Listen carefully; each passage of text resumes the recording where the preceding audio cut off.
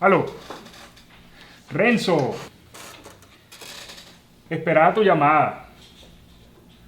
Bueno, ya tomamos al hombre. Ya podemos sacar la comida y llenar los anaqueles.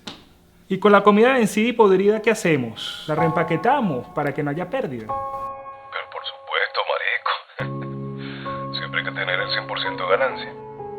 Triplica los precios y total. Un pueblo con hambre come cualquier vaina. Ok, es un hecho, cuenta con eso.